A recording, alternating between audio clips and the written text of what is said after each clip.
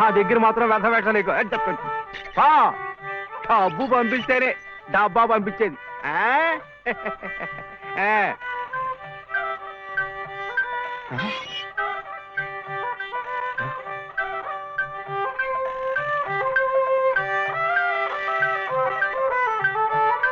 అయ్యో అమ్మో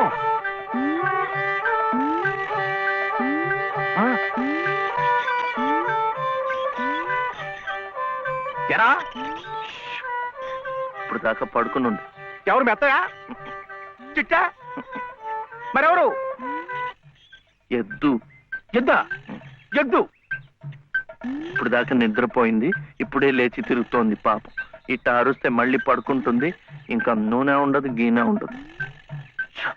ఇంకా ఉషేమిట్రా? నీ కాళ్ళు చేతులు విరిచి గానుగలు వేసి చెప్పా. అగో అగో అగో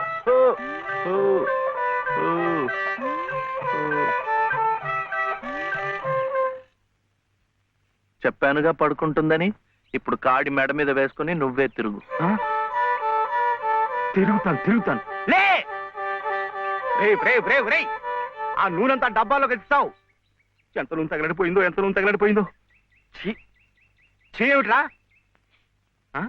ఇది అమ్మకూడదు, మట్టిలో కలిసిపోయింది.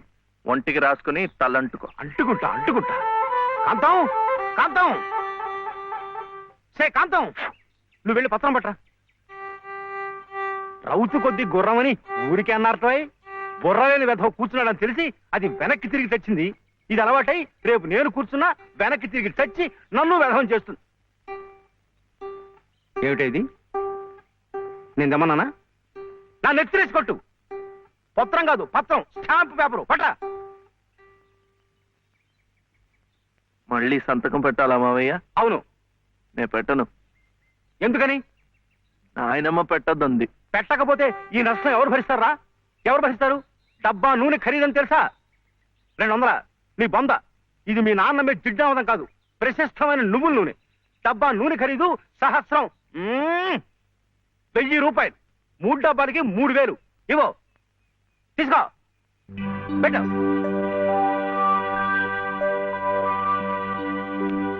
ఇది పెట్టింది, ఇది పెట్టింది, ఇది కూడా పెట్టింది. ఇది పెట్టు. ఏమిటా అది? మళ్ళీ సంతకం పెడుతున్నావా? మావయ్యకు చాలా నష్టం వచ్చిందట, 3 సహస్రాలు. ఎవరు చెప్పారు? ఏమయ్యా రే లే, మళ్ళీ ఇలాంటి సంతకాలు పెట్టావంటే ఒళ్ళంతా బాధలు పెడతా, జాగ్రత్త. నష్టం వచ్చిందట, నష్టం. ఇంతవరకు ఆయన గారు పెట్టించుకున్న సంతకాలు చాలు. నువ్వు జన్మంతా తప్పులు చేసినా ఆయనకేం నష్టం రాదు.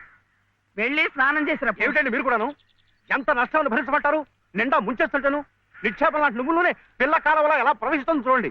పద్దు పద్దు నువ్వు కాదయ్యా రాయాల్సింది. నీ పాపాల పద్దు నేను రాయాలి. నా ఇల్లంతా హక్కు భక్తం చేసుకున్నందుకు రాయాలి. వాడి పొలం చేస్తున్నానన్న పేరుతో ఎక్కడికక్కడ పందికొక్కులా మెక్కుతున్నందుకు రాయాలి. నా బిడ్డ పోయిన 3 నెలలకే మళ్ళీ పెళ్లి చేసుకుని మమ్మల్ని ఎలా హింస పెడుతున్నావని రాయాలి. అనంత గారు అనండి. ఇంతకాలం మీ ఇంటి కుక్క కాపలా కాస్తున్నందుకు మీరు అనాల్సిందే, నేర్పడాల్సిందే. ఊరికి నేను ఎందుకంటారయ్యా? పాపాలు చేస్తుంటే అంటారు. మనిషికి ఒక మాట. గొడ్డుకో దెబ్బని నన్ను గొడ్డంటావా? చూసువా, సతీ తులసి లాంటి దాన్ని నా నోటితో ఆ మాట అనగలనా? పిన్ని గారు సామెత మర్చిపోయారేమో అని. నువ్వు సతీ తులసి సరే. ఏమిటా శబ్దాలు? ఇంట్లో ఎవరున్నారు? సతీ సావిత్రి లాంటి దాన్ని నన్ను అనుమానిస్తున్నారా? లోపల శబ్దాలు అవుతుంటే సత్యవంతుడికైనా సరే అనుమానం.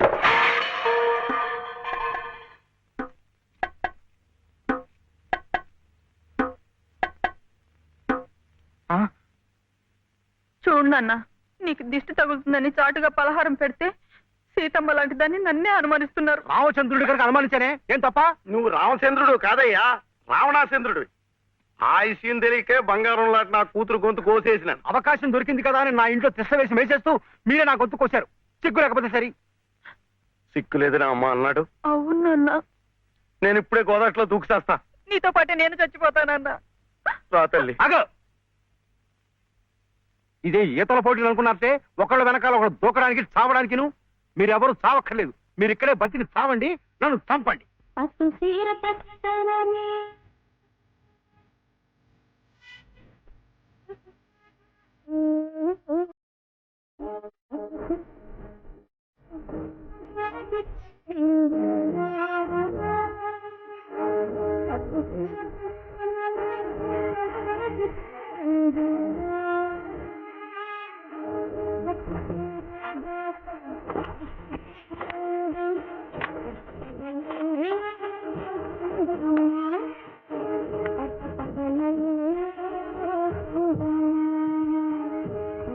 సుబ్బులు, సుబ్బులు, ఏం శివయ్యా? అదేంటి పట్టపగల్లో చందమామ గురించి పాడుతున్నావు? అడుగో వచ్చాడుగా. ఎక్కడా? ఏడి? నువ్వే. ఏ కాదా? గుండ్రటి మొహం, చక్రాల్లాంటి కళ్ళు, ఎన్నెలల్లే నవ్వు. అయితే పాడుకో. ఏ శివయ్య, కాస్తిటొచ్చి ఈ ప్రద్దెళ్ళు అందడం లేదు. వీపు అందకుండా ఎందుకు పెట్టుకున్నావు? మీ ఆడాలతో ఎప్పుడు ఇదే గొడవ. తాలిబొట్టు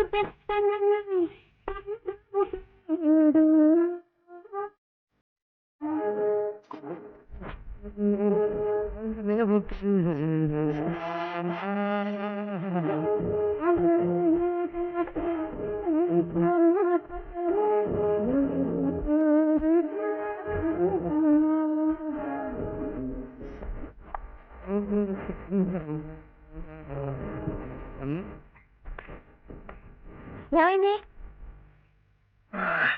అవును, వెంకటస్వామి తాళిబొట్టు తీసుకురాగానే నీకు పెళ్లి అయిపోతుంది అన్నమాట. ఎట్టా అవుద్దయ్యా, నాకంటే పెద్దాడివి, నీకే కంది. నన్ను చేసుకోనందిగా, ఇంకెట్ట అవుతుంది? ఎవరంది? మా మావయ్య కూతురు చిట్టి. బంగారు కొండవి, నిన్న అంది. ఎందుకంది? మా నాయనమేమో శివయ్యని నీ మొగుడు చిట్టి అంది. చిట్టేమో నేను నీ పెళ్ళానా బావా అని నన్ను అడిగింది. నాకేం తెలుసు, నానమ్మ అడుగు అన్నాను. అన్నిటికీ నానమ్మ అనేవాడికి పెళ్ళందుకు అని చెప్పి నా తల మీద మొట్టకాయ వేసి వెళ్ళి ఓసి పిచ్చి మొద్దా, మంచి పని చేసిందిలే. ఇదిగో ఓ మంచి లగ్గం చూసాయి, మన ఇద్దరం మనవాడేద్దాం. ఏంటి శివయ్య, వింటున్నావా? లేదు, బొందు కంటుకుంటున్నావు.